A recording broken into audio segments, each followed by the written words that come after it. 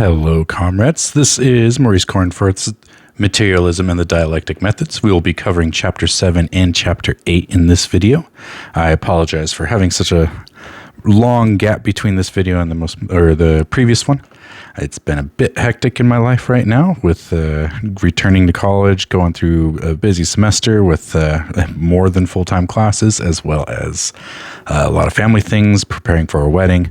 Hopefully after the wedding next week, I will be able to have a little bit more free time to be able to record more of these videos, get these long form chapters out of Marxist literature in comparison to the only 10 minutes that I get on each of my TikTok videos. If you haven't followed me on TikTok, I would appreciate the follow. You can find me at ojakes here on TikTok. I post almost every night. Currently going through quotations from Chairman Mao Zedong, and will be finishing that book shortly. And I'm looking at moving on to Engels' Origin of the Family, Private Property. I know that's not the title. I'm missing one of those, but that's what I'm planning on reading next.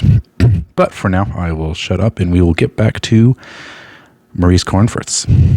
So Chapter 7, Change and Interconnection. The dialectical versus the metaphysical way of thinking. In a widely circulated booklet on dialectical and historical materialism, Stalin included a useful account of 4 of the ways in which a dialectical approach differs from a metaphysical one. 1.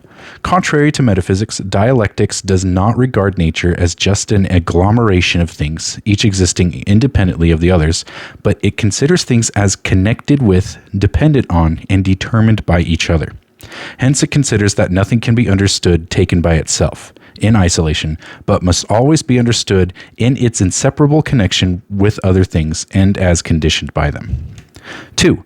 Contrary to metaphysics, dialectics considers everything as in a state of continuous movement and change, of renewal and development, where something is always arising and developing and something always disintegrating and dying away. Hence, it considers things not only from the standpoint of their interconnection and interdependence, but also from the standpoint of their movement, their change, their development, their coming into being and going out of being. 3. Contrary to metaphysics, dialectics does not regard the process of development as a simple process of growth, but as a development which passes from quantitative changes to open fundamental changes to qualitative changes, which occur abruptly, taking the form of a leap from one state to another. Hence, it considers development as an onward and upward movement, as a transition from an old qualitative state to a new qualitative state, as a development from simple to the complex, from the lower to the higher. And 4. Contrary to metaphysics, dialectics holds that the process of development from the lower to the higher takes place as a disclosure of the contradictions inherent in things, as a struggle of opposite tendencies which operate on the basis of these contradictions. We shall postpone until the next chapter consideration of the process of development from one qualitative state to another. In this chapter, we shall look at the significance of always considering things in their interconnection and in their movement and change. Considering things in their interconnection and circumstances.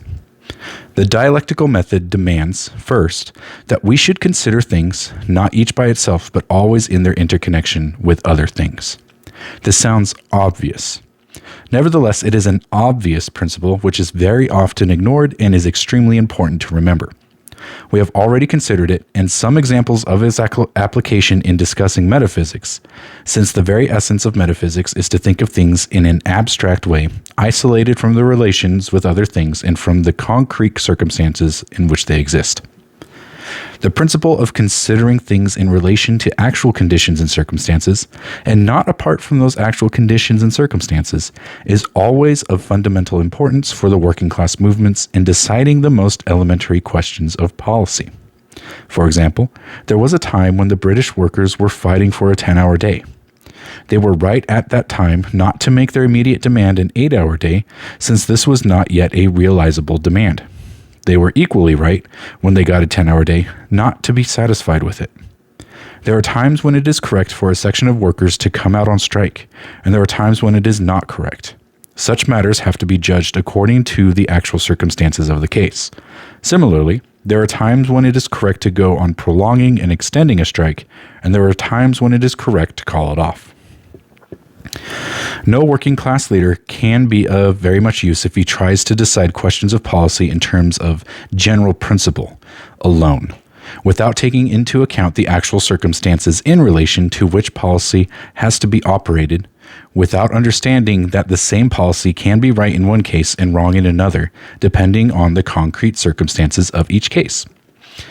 Thus, in left-wing communism, Lenin wrote, "Of course, in politics, in which sometimes extremely complicated, national and international, relationships between classes and parties have to be dealt with, it would be absurd to concoct a recipe or a general rule that would serve in all cases.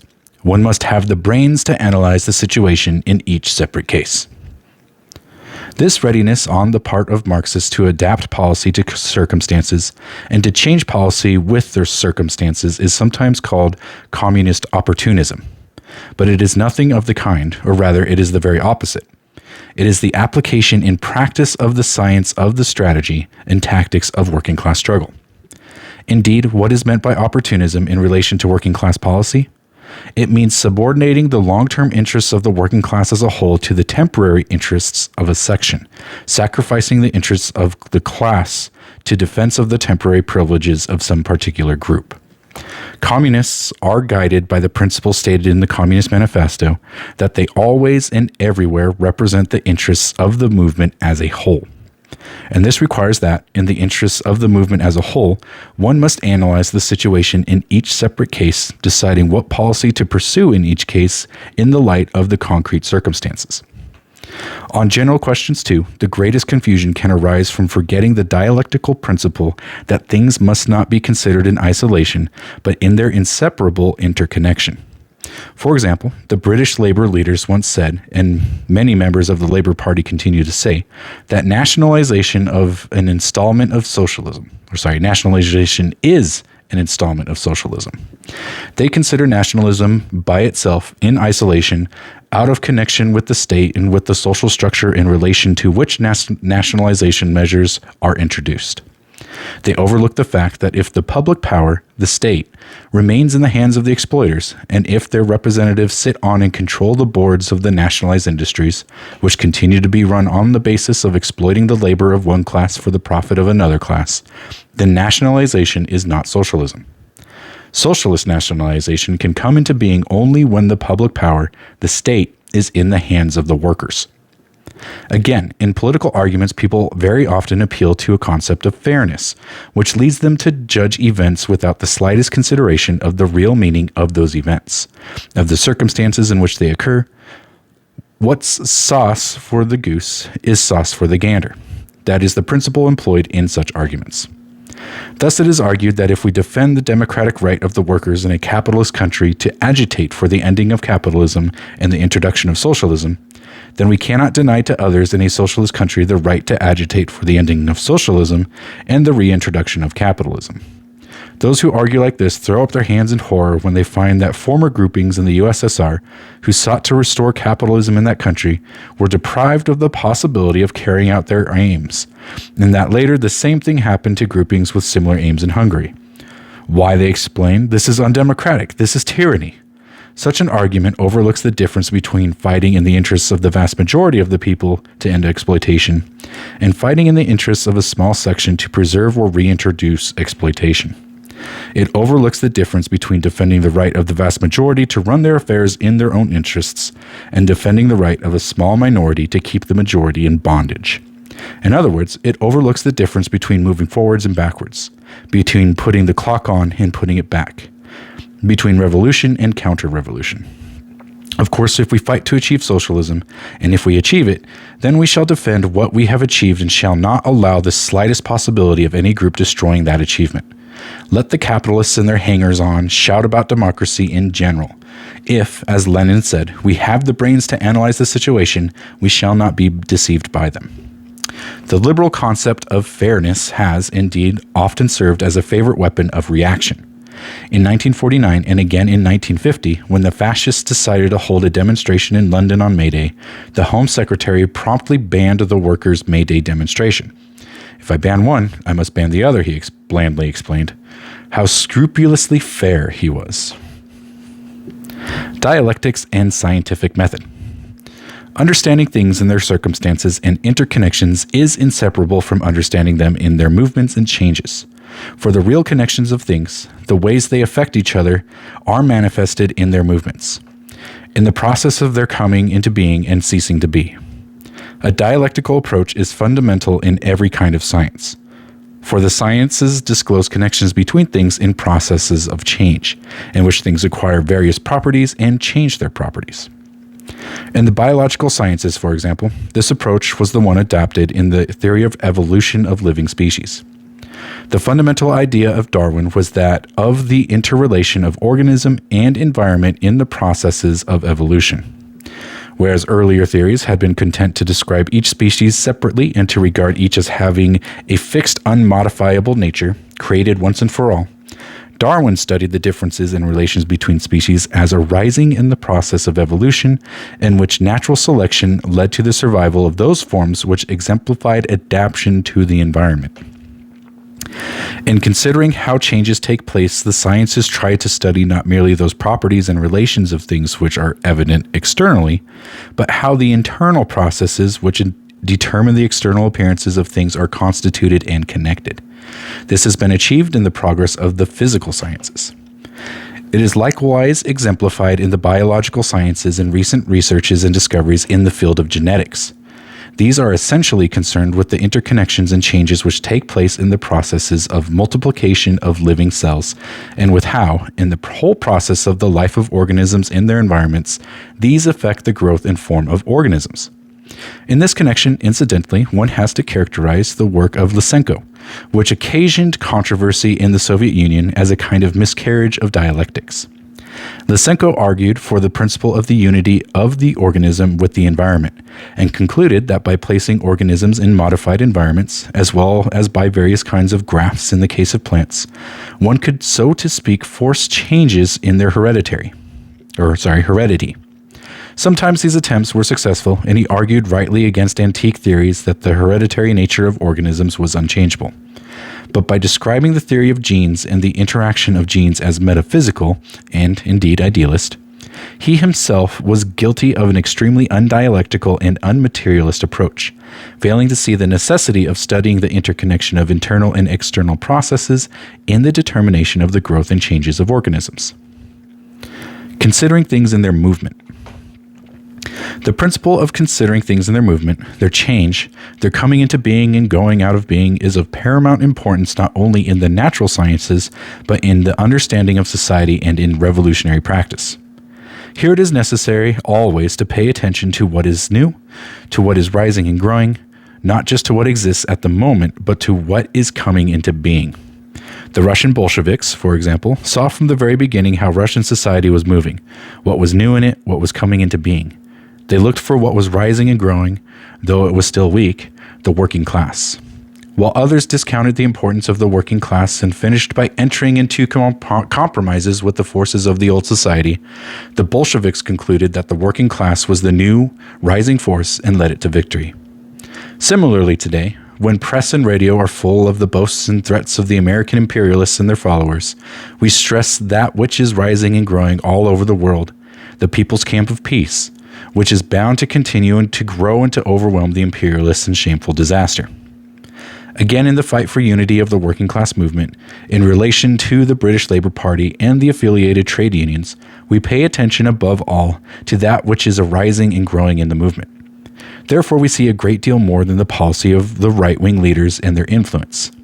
The right wing has its basis in the past, though it is still strong. But there are arising the forces of the future, determined to fight against capitalism and war. Similarly, in relation to individual people, we should foster and build on what is coming to birth in them, what is rising and moving ahead. This is what a good secretary or organizer does. Such examples as these show that the basis of the dialectical method, its most essential principle, is to study and understand things in their concrete interconnection and movement. Against ready-made schemes, truth is always concrete. Sometimes people imagine that dialectics is a preconceived scheme into the pattern of which everything is supposed to fit. This is the very opposite of the truth about dialectics. The employment of the Marxist dialectical method does not mean that we apply a preconceived scheme and try to make everything fit into it. No, it means that we study things as they really are in their real interconnection and movement. The most essential thing in Marxism, Lenin wrote, is the concrete analysis of concrete conditions, which was quoted by Mao Zedong on Contradiction. This is something which Lenin insisted on again and again. Indeed, in his pamphlet, One Step Forward, Two Steps Back, he proclaimed it as the fundamental thesis of dialectics. Genuine dialectics, Lenin wrote, proceeds by means of a thorough, detailed analysis of a process in all its concreteness. The fundamental thesis of dialectics is, there is no such thing as abstract truth. Truth is always concrete. What did he mean by truth is always concrete? Just that we will not get the truth about things, either about nature or society, by thinking up some general scheme, some abstract formula, but only by trying to work out as regards each process just what are the forces at work, how are they related, which are rising and growing, and which are decaying and dying away, and on this basis reaching an estimate of the process as a whole. So Engels said, there should be no question of building the laws of dialectics into nature, but of discovering them in it and evolving them from it. Nature is the test of dialectics. And that is from Anti-Düring. As regards the study of society and the estimate we make of real change, social changes on which we base our political strategy, Lenin ridiculed those who took some abstract preconceived scheme as their guide. According to some authorities, the Marxist dialectics laid it down that all development must proceed through triads: thesis, antithesis, synthesis. Lenin ridiculed this. It is clear to everybody that the main burden of Engels' argument is that materialists must depict the historical process correctly and accurately, and that insistence on selection of examples which demonstrate the correctness of the triad is nothing but a relic of Hegelianism. Hegelianism. And indeed, once it has been categorically declared that to attempt to prove anything by triads is absurd, what significance can examples of dialectical process have? Anyone who reads the definition and description of the dialectical method given by Engels will see that the Hegelian triads are not even mentioned, and that it all amounts to regarding social evolution as a natural historical process of development. What Marx and Engels called the dialectical method is nothing more nor less than the scientific method in sociology, which consists in regarding society as a living organism in a constant state of development, the study of which requires an objective analysis of the relations of production which constitute the given social formation and an investigation of its laws of functioning and development. And that is from What the Friends of the People Are and How They Fight the Social Democrats, Part 1. Let us consider some examples of what the analysis of a process in all its concreteness and the principle that truth is always concrete mean, in contrast to the method of trying to lay down some preconceived scheme of social development and of appealing to such a scheme as a basis for policy. In Tsarist Russia, the Mensheviks used to say, we must have capitalism before socialism. First, capitalism must go through its full development, then socialism will follow. That was their scheme. Consequently, they supported the liberals in politics and enjoined the workers to do no more than fight for better conditions in the capitalist factories. Lenin repudiated this silly scheme. He showed that the liberals, frightened by the workers, would compromise with the Tsar, but that the alliance of workers with peasants could take the lead from them, overthrow the Tsar, and then go on to overthrow the capitalists and build socialism before ever capitalism was able to develop fully. After the proletarian revolution was successful, another scheme was propounded, this time by Trotsky. You can't build socialism in one country. Unless the revolution takes place in the advanced capitalist countries, socialism cannot come in Russia. Lenin and Stalin showed that this scheme, too, was false. For even if the revolution did not take place in the advanced capitalist countries, the alliance of workers and peasants in the Soviet Union had still the forces to build socialism. In Western European countries, it was often to be said, we must have fascism before communism. First, the capitalists will abandon democracy and introduce the fascist dictatorship, and then the workers will overthrow the fascist dictatorship. But the communists replied, no, we will fight together with all the democratic forces to preserve bourgeois democracy and to defeat the fascists, and that will create the best conditions for going forward to win working class power and to commence to build socialism. Lastly, today we sometimes hear the argument, capitalism means war, therefore war is inevitable. No, this scheme is false as well. The imperialists have tried to stake their policy on wars of conquest, but they cannot make more war without the people. The more they prepare for war, the more open their aggressiveness becomes, the more one power attempts to impose its domination on another, and the more hardships they impose on the people, the more can the people be rallied to oppose the war. Therefore, peace can be preserved. And by fighting to preserve peace, we can lay the basis for ending the conditions which create the danger of war. So war is not inevitable. The imperialist plans can be defeated. They can be defeated if the working class rallies all the peace-loving forces around itself. And if we defeat the imperialist war plans, that will be the best road towards the ending of capitalism itself and the building of socialism. Imperialism will not be ended by waiting for it to wreck itself in inevitable wars, but by uniting to prevent the realization of its war plans. In all these examples, it will be seen that the acceptance of some ready-made scheme, some abstract formula, means passivity, support for capitalism, betrayal of the working class, and of socialism. But the dialectical approach, which understands things in their concrete interconnection and movement, shows us how to forge ahead, how to fight, what allies to draw in. That is the inestimable value of the Marxist dialectical method to the working class movement. Chapter 8, The Laws of Development. What do we mean by development? When we study any process, whether of nature or of society, we always find, as Stalin observed in Dialectical and Historical Materialism, that there is renewal and development where something is always arising and developing and something always disintegrating and dying away. When that which is arising and developing comes to fruition, and that which is disintegrating and dying away finally disappears, there emerges something new. For as we saw in criticizing mechanistic materialism, processes do not always keep repeating the same cycle of changes, but advance from stage to stage as something new continually emerges. This is the real meaning of the word development. We speak of development where stage by stage something new keeps emerging. Thus, there is a difference between mere change and development. Development is change proceeding according to its own internal laws from stage to stage. And there is equally a difference between growth and development. This difference is familiar to biologists, for example. Thus, growth means getting bigger, merely quantitative change. But develop means not getting bigger, but passing into a qualitatively new change, becoming qualitatively different. For example, a caterpillar grows longer and fatter, then it spins itself a cocoon and finally emerges as a butterfly. This is development. A caterpillar grows into a bigger caterpillar. It develops into a butterfly.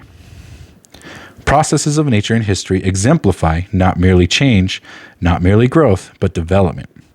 Can we, then, reach any conclusion about the general laws of development?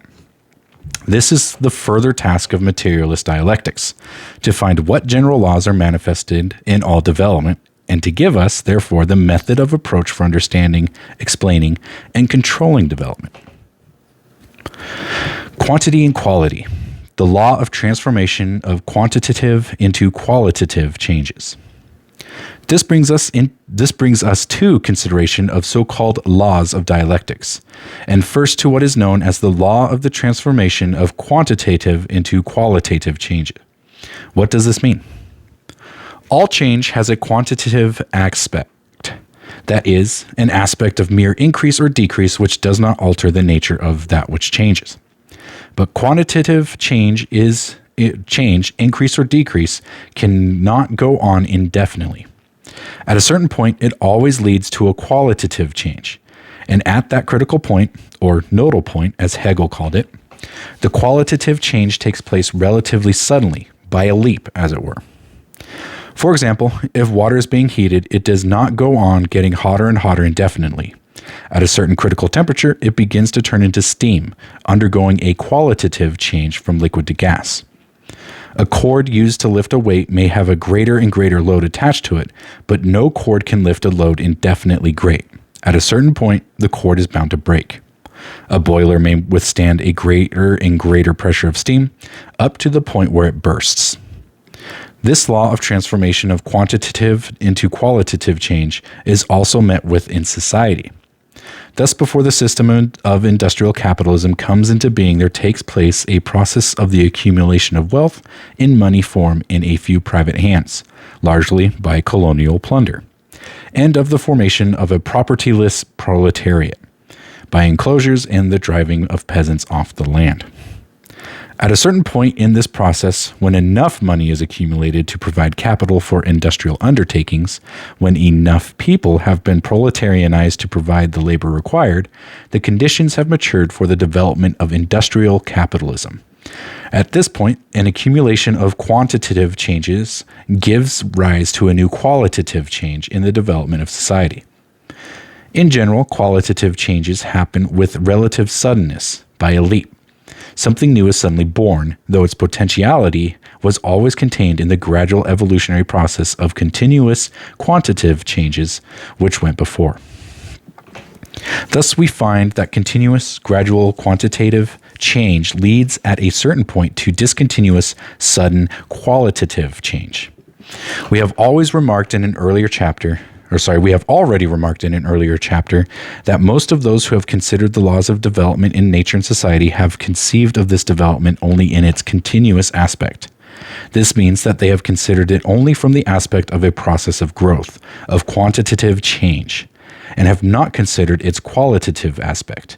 The fact that at a certain point in the gradual process of growth, a new quality suddenly arises, a transformation takes place. Yet this is what always happens. If you are boiling a kettle, the water suddenly begins to boil when the boiling point is reached. If you are scrambling eggs, the mixture in the pan suddenly scrambles. And it is the same if you are engaged in changing society. We will only change capitalist society into socialist society when the rule of one class is replaced by the rule of another class. And this is a radical transformation, a leap to a new state of society, a revolution. If, on the other hand, we consider quality itself, then qualitative change always arises as a result of an accumulation of quantitative change. And differences in quality have their basis in differences of quantity. Thus, just as quantitative change must at a certain point give rise to qualitative change, so if we wish to bring about qualitative change, we must study its quantitative basis and know what must be increased and what diminished if the required change is to be brought about. Natural science teaches us how purely quantitative differences, addition or subtraction, makes a qualitative difference in nature. For example, the addition of one proton in the nucleus of an atom makes the transition from one element to another. The atoms of all the elements are formed out of combinations of the same protons and electrons, but a purely quantitative difference between the numbers combined in the atom gives different kinds of atoms of different elements with different chemical properties. Thus, an atom consisting of one proton and one electron is a hydrogen atom. But if another proton and another electron are added, it is an atom of helium, and so on. Similarly, in chemical compounds, the addition of one atom to a molecule makes the difference between substances with different chemical properties. In general, different qualities have their basis in quantitative difference. As Engels put it in his Dialectics of Nature, in nature, in a manner exactly fixed for each individual case, qualitative changes can only occur by the quantitative addition or subtraction of matter or motion. All qualitative differences in nature rest on differences of chemical composition or on different quantities or forms of motion or, as is almost always the case, on both.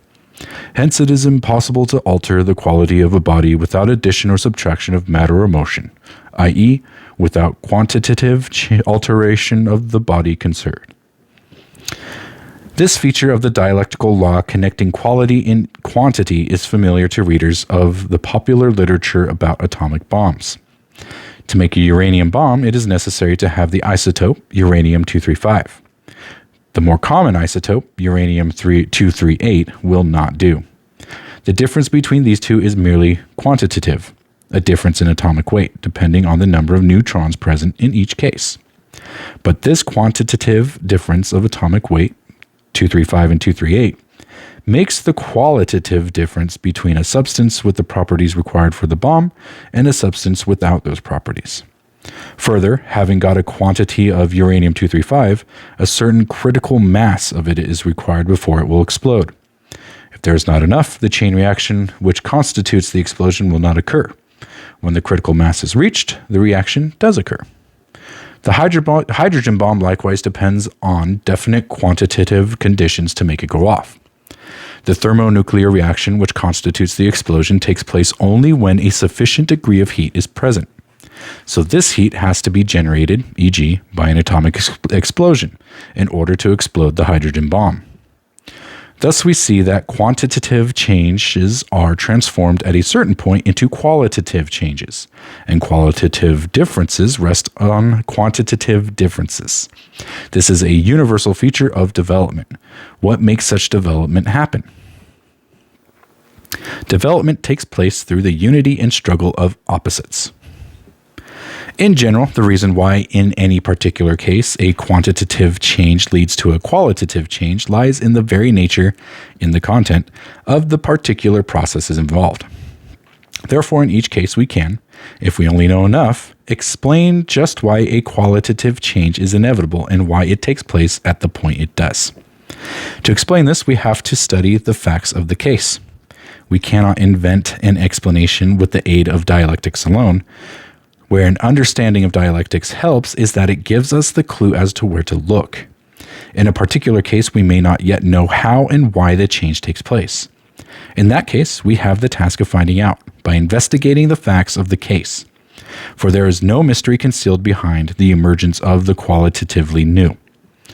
Let us consider, for example, the case of the qualitative change which takes place when water boils. When heat is applied to a mass of water contained in a kettle, then the effect is to increase the motion of the molecules composing the water.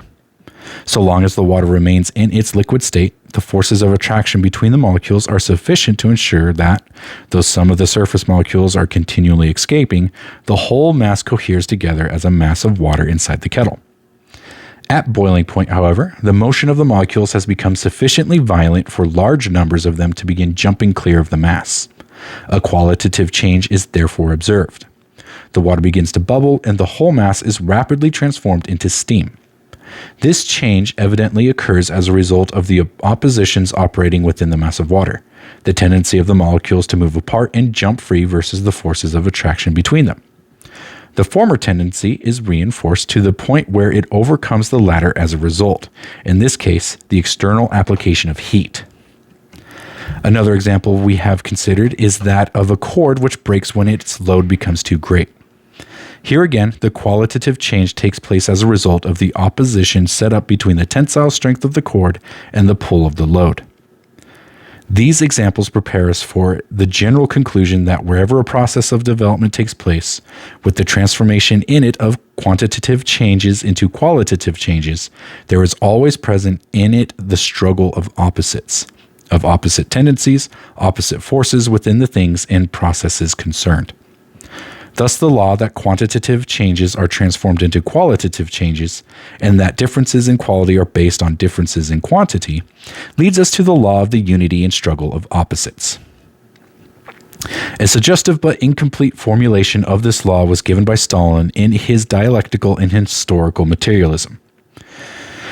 Contrary to metaphysics, dialectics holds that internal contradictions are inherent in all things and phenomena of nature. For all have their negative and positive sides, a past and a future, something dying away and something developing, and that the struggle between these opposites, the struggle between the old and the new, between that which is dying away and that which is being born, between that which is disappearing and that which is developing, constitutes the internal content of the process of development, the internal content of the transformation of quantitative changes into qualitative changes. The dialectical method therefore holds that the process of development from the lower to the higher takes place not as a harmonious unfolding of phenomena, but as a disclosure of the contradictions inherent in things and phenomena, as a struggle of opposite tendencies which operate on the basis of these contradictions. To understand development, to understand how and why quantitative changes lead into qualitative changes, to understand how and why the transition takes place from an old qualitative state to a new qualitative state, we have to understand the contradictions inherent in each thing and process we are considering, and how a struggle of opposite tendencies arises on the basis of these contradictions. We have to understand this concretely, in each case, bearing in mind Lenin's warning that the fundamental thesis of dialectics is truth is always concrete. We cannot deduce the laws of development in the concrete case from the general principles of dialectics. We have to discover them by actual investigation in each case. But dialectics tells us what to look for. Dialectics of social development, the contradictions of capitalism. The dialectics of development, the unity and struggle of opposites, has been most thoroughly worked out in the Marxist science of society.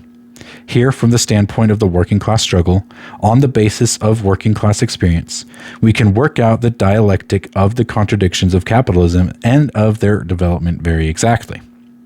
But the principles involved in the development of society are not opposed to, but are in essence the same as those involved in the development of nature, though different in their form of manifestation.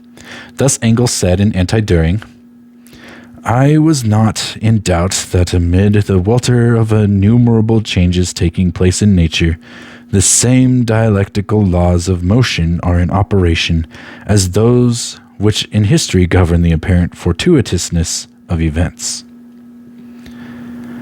How Marxism understands the contradictions of capitalism and their development, this crowning triumph of the dialectical method, was explained in general terms by Engels in Socialism, Utopian, and Scientific. The basic contradiction of capitalism is not simply the conflict of two classes, which confront one another as two external forces which come into conflict. No, it is the contradiction within the social system itself, on the basis of which the class conflict arises and operates. Capitalism brought about the concentration of the means of production in large workshops and manufactories, their transformation into means of production which were in fact social. But the social means of production and the social products were treated as if they were still, as they had been before, the means of production and the products of individuals. Hitherto, the owner of the instruments of labor had appropriated the product because it was, as a rule, his own product, the auxiliary labor of other persons being the exception. Now the owner of the instruments of production continued to appropriate the product, although it was no longer his product, but exclusively the product of others' labor. Thus, therefore, the products, now socially produced, were not appropriated by those who had really set the means of production in motion and really produced the products, but by the capitalists. The basic contradiction of capitalism is, therefore, the contradiction between socialized production and capitalist appropriation. It is on the basis of this contradiction that the struggle between the classes develops. In this contradiction, the whole conflict of today is already present in germ. The contradiction between social production and capitalist appropriation became manifest as the antagonism between proletariat and bourgeoisie. And the contradiction can only be resolved by the victory of the working class, when the working class sets up its own dictatorship and initiates social ownership and appropriation to correspond to social production. This example very exactly illustrates the point of what Stalin said about struggle of opposite tendencies which operate on the basis of these contradictions. The class struggle exists and operates on the basis of the contradictions inherent in the social system itself.